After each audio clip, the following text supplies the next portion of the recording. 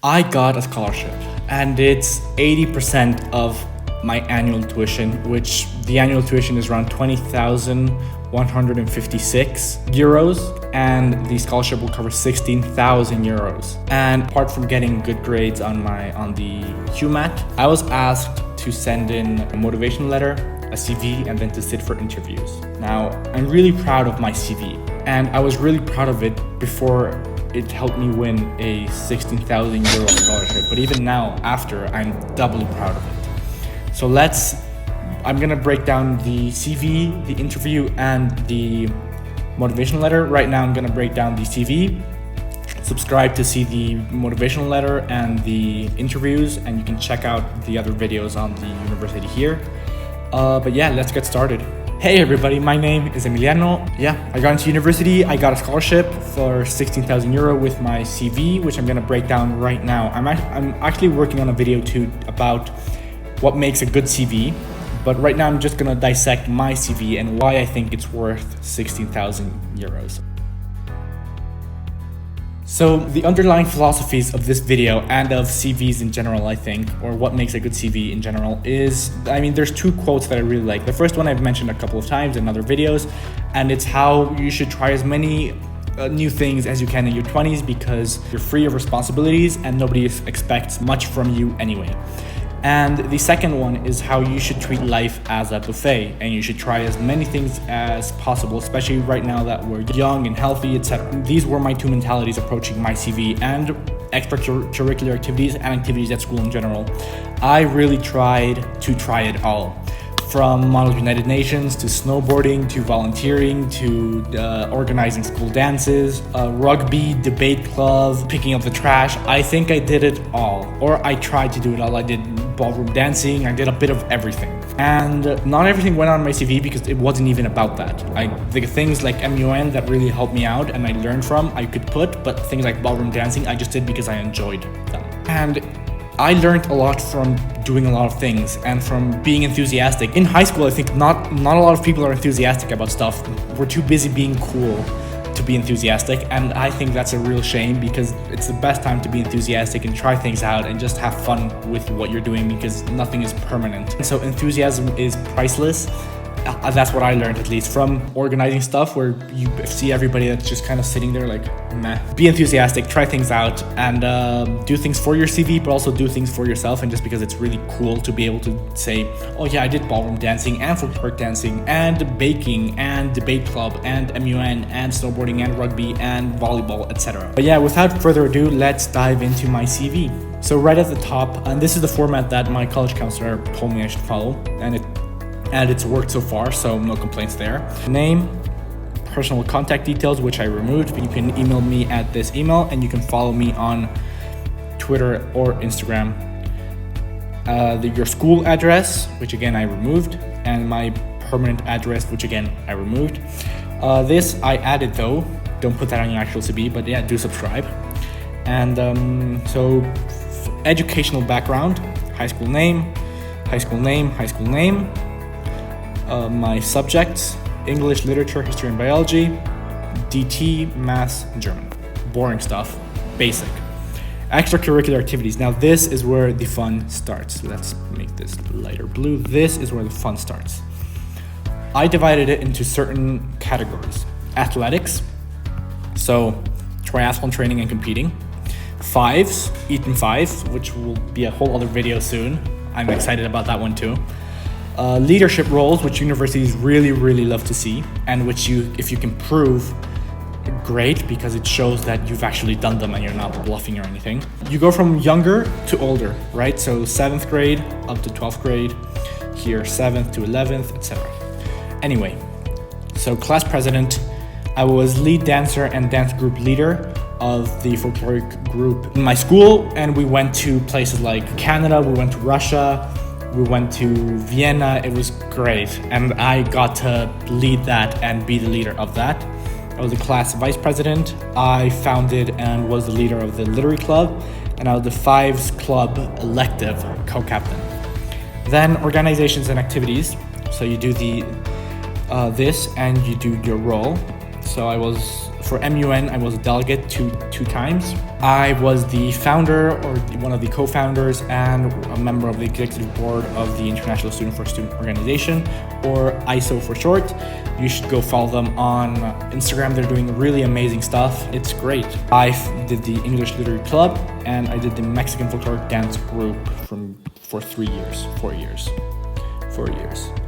And then community service, which again, universities love. With ISO, I was an organizer for a non-profit charity fundraising event, which I mentioned again in my motivational letter.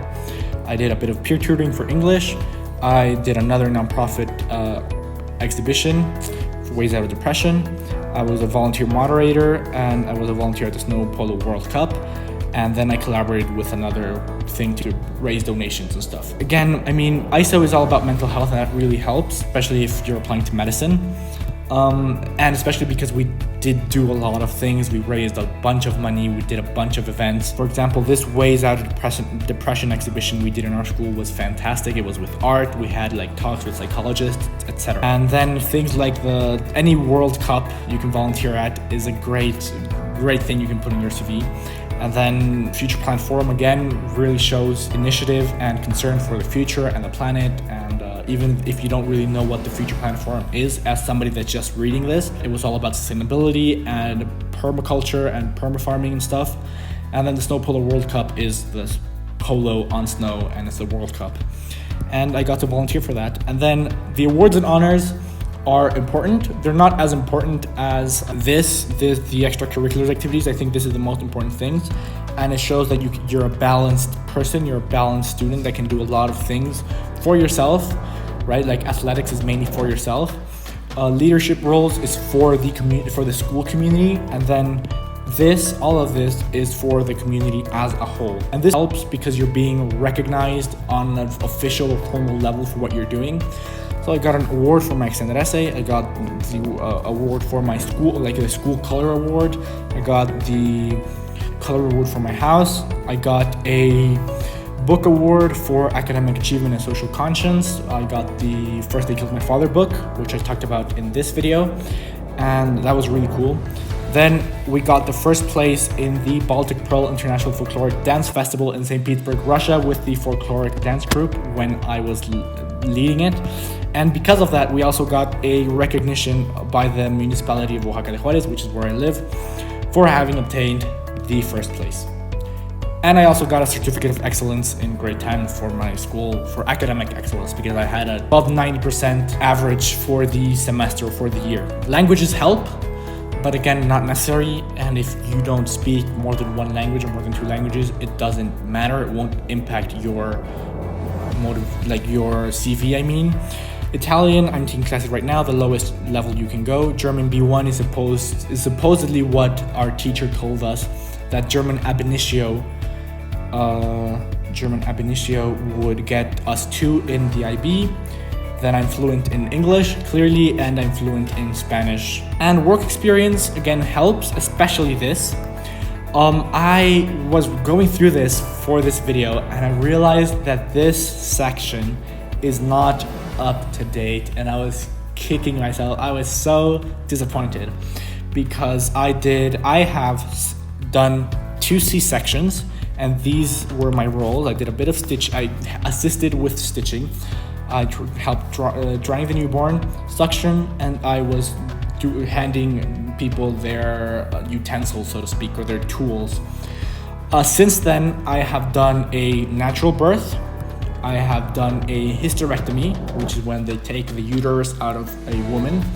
And I have done a laparoscopic appendectomy, which is when they take out the appendix with laparoscopic instruments instead of opening up the person. So this would have been so much better if this had been up to date. And before you send this anywhere, make sure it's up to date. Make sure you've included everything you can. And then MOOCs are also important because they show initiative, and they show that you're trying different stuff and that you're treating life as a buffet, as I mentioned earlier. And I only included these because I have the certificate for each, because I wouldn't want people to think I'm lying, or if they ask me if I have any documentation that proves it, I would like to say yes.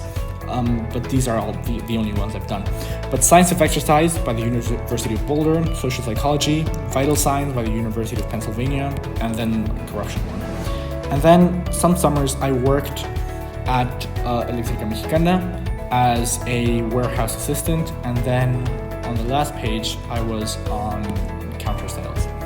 But yeah, that was it. I think the most important part of a CV is this. Please subscribe. But I think the most important part of the CV is what will make you gonna stand out. So definitely not this, because everybody went to high school if they're applying to university. And definitely not this, because it's not a requirement for schools. I think the two most important things are extracurricular activities, and yeah, they have to be balanced. Oh, that's terrible. Because athletics is for yourself, leadership roles is for your community, and organizations and activities is for the people, like a broader sense of community. And community service shows that you care about the community, you're selfless, you give time, etc.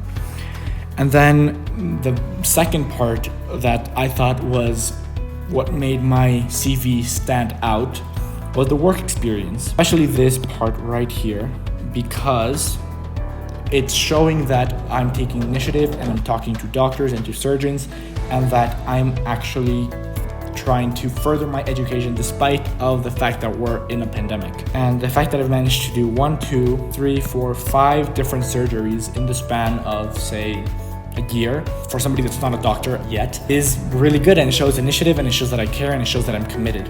And then the MOOCs don't really matter. And the awards and honors, I would say, is somewhat important, because being recognized by what you've done is great, and it shows that it's something formal and that you're not really making things up. This is my CV. I can send you this in a clean way too, without my annotations, but also without the school address and the permanent address and the personal contact details, because I just want to avoid that. If you have any questions about your CV, you can subscribe and you can wait for the video on CVs in particular, because that's going to be really good. Right now I just wanted to talk about my CV and how I think it made me stand out. But yeah, cheers.